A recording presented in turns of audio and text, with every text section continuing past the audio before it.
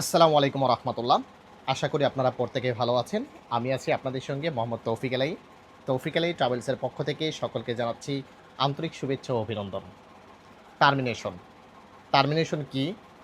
Termination যদি করে আমরা সেটা কোথা থেকে চেক করব? টার্মিনেশন করার পর কফিল চাইলে আবার সেই কর্মীকে তার মুয়াসাসার ভিতরে বা শরিকার ভিতরে নিতে পারবে কিনা? এই সকলের নানা ধরনের প্রশ্ন আমাদেরকে সৌদি আরব প্রবাসীরা করে থাকে।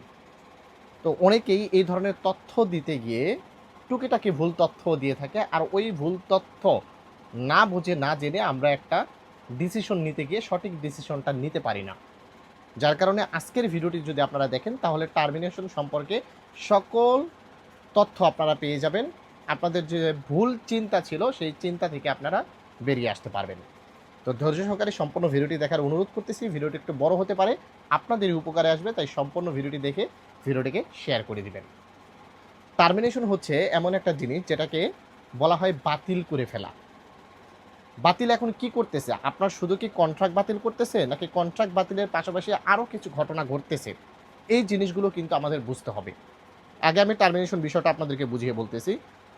টার্মিনেশন যদি আপনার কফিল আপনাকে করে তাহলে আপনি সময় পাবেন 60 দিন।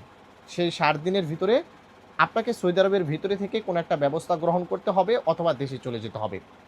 এখন সৌদি আরবের ভিতর থেকে যে ব্যবস্থাটা আপনি গ্রহণ করবেন সেটা হচ্ছে হয় আপনি অন্য কোথাও কাফালা হয়ে যাবেন। আর যদি আপনি দেশে চলে যেতে চান তাহলে মক্তবাল আমেল অথবা জাওয়াজাত সিস্টেমে আপনাকে ফাইনাল এক্সিট নিয়ে তারপর আপনাকে দেশে যেতে হবে। এখন আপনাকে টার্মিনেশন দিয়েছে এর মানে এই না যে আপনি একটা টিকিট কাটলেন আর দেশে চলে গেলেন। সম্ভব না। দেশে যাওয়ার জন্য হয় ছুটি লাগিয়ে দেশে যেতে হবে, না হলে ফাইনাল এক্সিট নিয়ে দেশে যেতে হবে। অর্থাৎ একেবারে দেশে চলে যাবেন, না হলে ছুটিতে দেশে যাবেন। এই ২ ধরনের ভিসা নিয়েই কিন্তু আপনাকে দেশে যেতে হবে। আর টার্মিনেশন করলে কিন্তু এই ২ ধরনের কোনো ভিসাই আপনি পাচ্ছেন না। যার কারণে আপনি কিন্তু টার্মিনেশন করার পর দেশে যেতে পারবেন না। দেশে যাওয়ার জন্য হয় ফাইনাল এক্সিট নিতে হবে, তারপর আপনাকে দেশে যেতে হবে। কিন্তু আপনি চাইলে টার্মিনেশন করার ৬০ দিনের ভিতরে আপনি অন্য কোথাও কাফালা হয়ে যেতে পারবেন। এখন এই টার্মিনেশনটা কিভাবে হয়? আপনার সাথে কফিলের যে অনলাইন চুক্তি থাকে, কুয়ার ভিতরে দেখবেন আপনার সাথে কফিলের একটা অনলাইন চুক্তি আছে। যদি শুধুমাত্র এই চুক্তিটাকে বা এই কন্ট্রাক্টটাকে কফিল বাতিল করে দেয় বা টার্মিনেট করে দেয়, তার মানে এই নয় যে আপনাকে ২ মাসের টাইম দিয়েছে, ২ মাস পর আপনার হুরুপ আসবে। আপনার কন্ট্রাক্ট আপনি নিজে চাইলেও বাতিল করতে পারবেন বা আপনার কফিল চাইলেও বাতিল করতে পারবে। কন্ট্রাক্ট বাতিল করার মানে হচ্ছে নতুন করে কন্ট্রাক্ট করা। মানে এটা পছন্দ হয় নাই, আমি নতুন করে কন্ট্রাক্ট করব। এটাকে বলেও টার্মিনেশন। এই টার্মিনেশন একটা জিনিস। আর হুরুপ টার্মিনেশনটা হচ্ছে আপনার কন্ট্রাক্ট বাতিল করার পর আরও ২টা অপশন আসবে। সেখানে লেখা থাকবে যে আপনি ১৫ দিন ধরে পলাতক বা ১ মাস ধরে পলাতক অথবা ৬ মাস ধরে পলাতক, এরকম অপশন আসবে। এই অপশনগুলোর যে কোনো একটাতে ক্লিক করে যদি লাস্ট কনফার্ম বাটনে ক্লিক করে তখন আপনাকে হুরুপ টার্মিনেশন দিল। তার মানে আগে আপনার কন্ট্রাক্টটাকে বাতিল করতে হবে।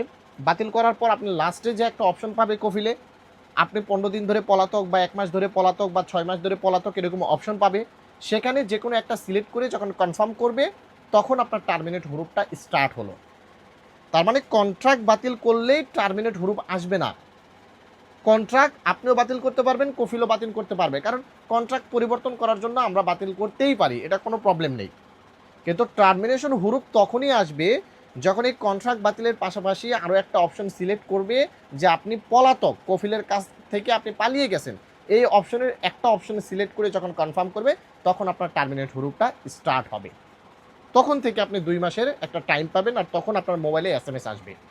তো এটা হচ্ছে টার্মিনেট হুরুপের সিস্টেম। এখন কথা হচ্ছে এই টার্মিনেট হুরুপ আপনি কোথা থেকে চেক দিবেন?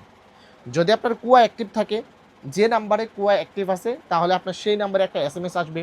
যদি এসএমএস নাও আসে তারপরে আপনাকে যেটা করতে হবে ৫ দিন ৭ দিন পর পর কুয়ার ভিতরে ঢুকে কন্ট্রাক্ট ইনফরমেশনে গিয়ে আপনার বর্তমান কন্ট্রাক্টটা দেখতে হবে যে কন্ট্রাক্টটা অ্যাক্টিভ আছে নাকি কন্ট্রাক্টটা টার্মিনেট করলো নাকি হুরুপ চলে আসলো।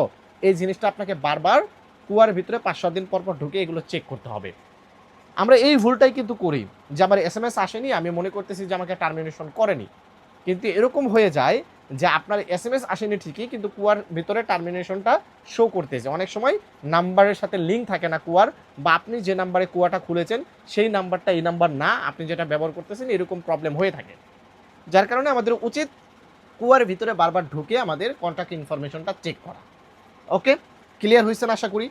এখন হচ্ছে যে কফিল বা কোম্পানি আপনাকে টার্মিনেশন করেছে, যে আপনি 60 দিনের টাইম পাচ্ছেন, এই 60 দিনের ভিতরে কি সে চাইলে আবার আপনাকে রিকন্ট্রাক্ট করে বা টার্মিনেশনটাকে ক্যান্সেল করে আপনাকে নিতে পারবে কিনা?